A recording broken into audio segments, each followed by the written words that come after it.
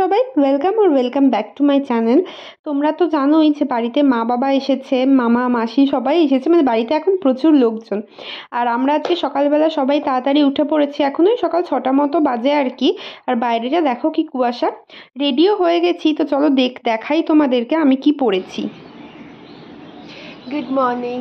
এই ছিল আমার ড্রেস আপ। বেসিক্যালি রেডি হয়েছি সকাল সকাল, সবাই মিলে আজকে ঘুরতে যাচ্ছি। আদিত্য যদিও যাচ্ছে না, ওর আজকে অফিস আছে সেই জন্য।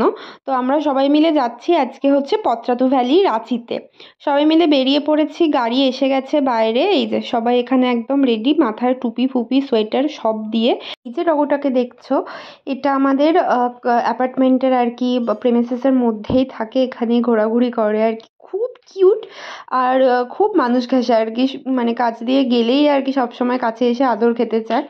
তো যাই হোক, চলো গাড়ি এসে গেছে, আমরা এখানে উঠছি। আদিত্য আমাদেরকে নিচে আর কি ড্রপ করতে এসেছিল। তো এই যে আমরা বেরিয়েও পড়েছি। আর নদীর দিকটা তো দেখাই যাচ্ছে না, এত এত কুয়াশা। তো এখান থেকে প্রায় 3 থেকে 3.5 ঘন্টার রাস্তা। মাঝখানে দাঁড়াবো একটু ব্রেকফাস্ট করতে আর কি। তো চলো আর কি দুগ্গা দুগ্গা বলে এবার যাওয়া যাক।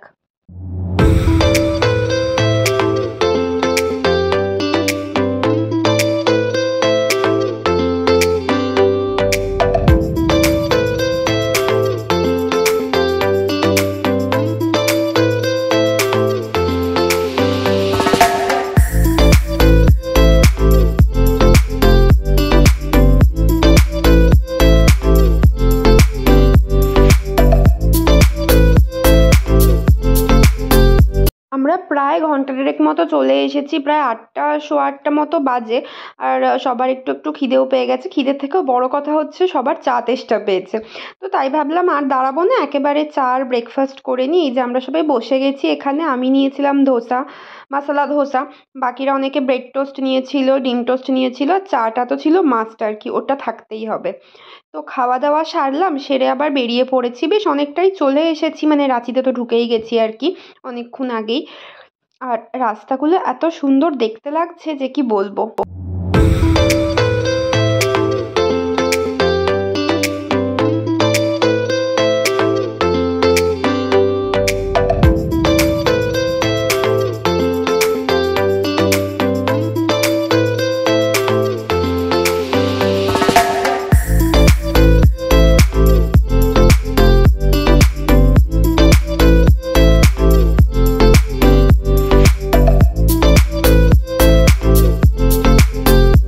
পত্রাতু ভ্যালির ওই রাস্তাটায় ঢুকে পড়েছি।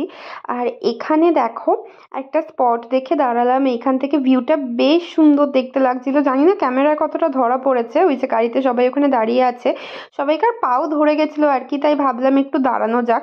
আর এখানকার রাস্তাগুলো এত মানে সরু সরু, আর মানে সরু নয় অ্যাকচুয়ালি, এত আঁকে বাঁকে আর কি, মানে বেঁকে বেঁকে আর কি গেছে রাস্তাগুলো। দেখতে এতটাই সুন্দর লাগছে, আর তার সঙ্গে বেশ থ্রিলিং। দুদিকে বেশ জঙ্গল মতো আছে কিছু কিছু জায়গায়। তো বেশ বেশ ভালো লাগছে। আর আজকের ওয়েদারটাও বেশ ভালো আছে, খুব একটা ঠান্ডা লাগছে না, যেহেতু রোদটা বেশ ভালো রকম উঠেছে আজকে, সেই জন্য। তো চলো আর বক বক না করে যাওয়া যাক। চলো, বক বক করতে করতে এতটা রাস্তা চলে এলাম পত্রাতু ভ্যালি, যেটার জন্য এত দূর আসা আর কি। এই যে ভ্যালিটা দেখা যাচ্ছে এইখানে, দেখো রাস্তাগুলো এঁকে বেঁকে কি সুন্দর দেখা যাচ্ছে। ক্যামেরায় হয়তো অতটাও ভালো করে ধরা পড়ছে না। ভালো কোনো ক্যামেরা বা অন্য ভালো কোনো ফোন হলে হয়তো আরও বেশি ভালো করে ধরা পড়তো।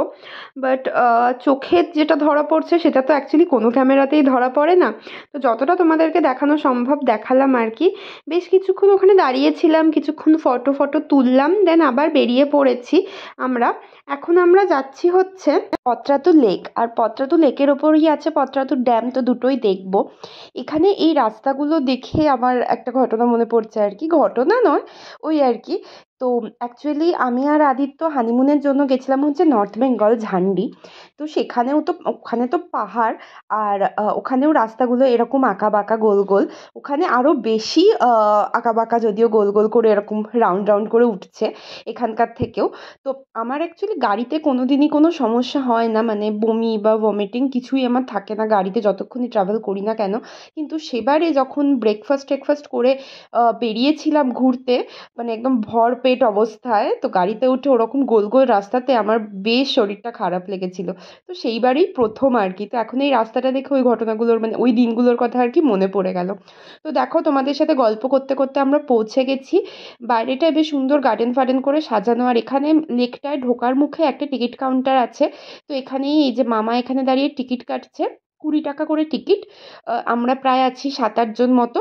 তো টিকিট কেটে এবার যাব হচ্ছে ভেতরে। এন্ট্রি পয়েন্টটা তো দেখলে, ওখানে চেকিং ফেকিং করে সবাই মিলে ঢুকে পড়েছি লেকের মানে এখানটাতে। এখানে একটা পার্ক মতো আছে, সাইডে রেস্ট রুম আছে, আর ওই যে দূরে দেখা যাচ্ছে লেকটা। চলো এবার লেকের ওই দিকটাতেই যাব। ওইখানে যাওয়ার নিশ্চয়ই কোনো গেট আছে, সামনের দিকে এগিয়ে গেলেই দেখতে পাবো। ওই যে সামনেই লেকটা দেখা যাচ্ছে, দূরটা একটু কুয়াশা কুয়াশা যদিও, কিন্তু কি সুন্দর লাগছে না দেখতে। আর এই যে এইখান দিয়ে হচ্ছে নিচে মানে লেকের কাছে যাওয়ার আর কি গেট মতো একটা ছোট মতো একটা রাস্তা আছে। তো এখান দিয়েই নেমে যাচ্ছি। এই জায়গাটা দেখে কেন জানি না আমার বেশ মেলা মেলা একটা ভাইব আসছে, বেশ ভালো লাগছে দেখতে। তো এইখানে দুখানা জেটি মতো করা আছে, এগুলো থেকে ওই স্পিড বোট, তারপর নৌকা বিহার, নৌকাতে চাপা যায় আর কি।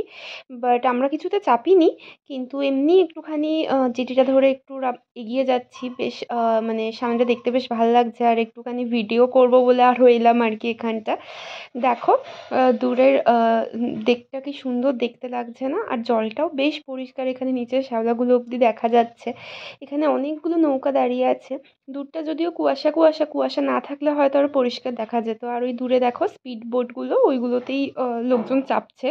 আমরা বেরিয়েই আসছিলাম, তারপর হঠাৎ করে এই সাইডে যে আর একটা জেটি আছে এখানে চোখে পড়লো। এগুলো মেবি সিগাল।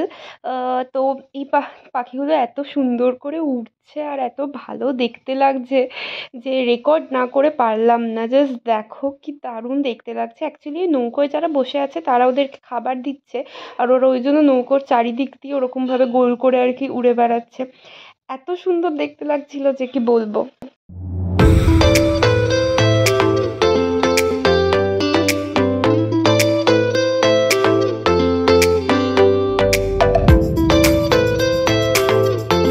ওখান থেকে বেরোতে তো ইচ্ছা করছিল না, কিন্তু বেরোতে তো এবার হবেই। প্রায় দুপুর হয়ে গেল, লাঞ্চও করতে হবে, মানে দুপুর হয়ে গেছে অলরেডি আর কি, লাঞ্চও করতে হবে। জায়গাটা বেশ সুন্দর, আমার তো বেশ ভালো লেগেছে। তো অ্যাকচুয়ালি আমরা এখন এই যে এক্সিটটা দেখতে পাচ্ছ এন্ট্রির পাশে, এখান দিয়ে বেরোচ্ছি। এখন যাচ্ছি হচ্ছে মানে বাকি সবাই দাঁড়িয়ে আছে গেটের কাছে, আমি আর মামা যাচ্ছি হচ্ছে এখানে একটা রিসর্ট মতো আছে। তো এখানে একটু খোঁজ নিতে যে এখানে থাকা খাওয়া এরকম আর কি পার ডে আর কি কত করে চার্জেস এরা নেয়, সেটাই খোঁজ নিতে যাচ্ছি। বেশ সুন্দর, সিঁড়ি দিয়ে উঠে ওই যে ওপরে রিসর্টটা, একদম লেক ভিউটা পাওয়া যায় আর কি।